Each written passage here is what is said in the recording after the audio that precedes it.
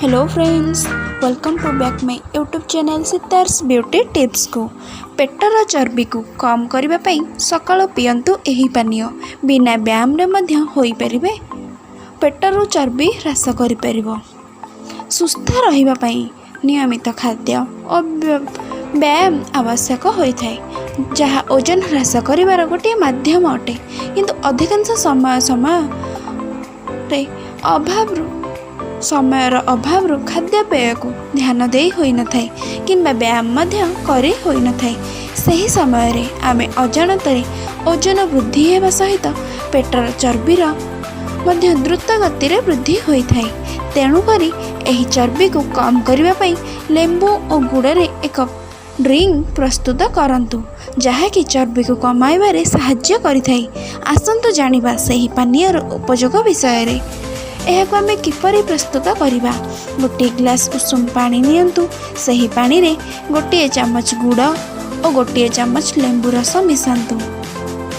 एही समस्त जिनिस को ठीक भाव मिसाई नियंतु।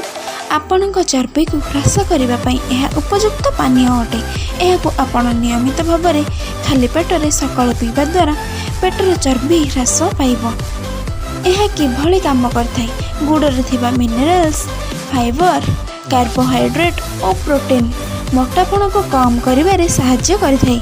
गुड़रे थिबा पोटेशियम मेटाबॉलिज्म को द्रुत करिबारे सहित इलेक्ट्रोलाइटिक संतुलन रखिबारे सहाय्य करिथाय।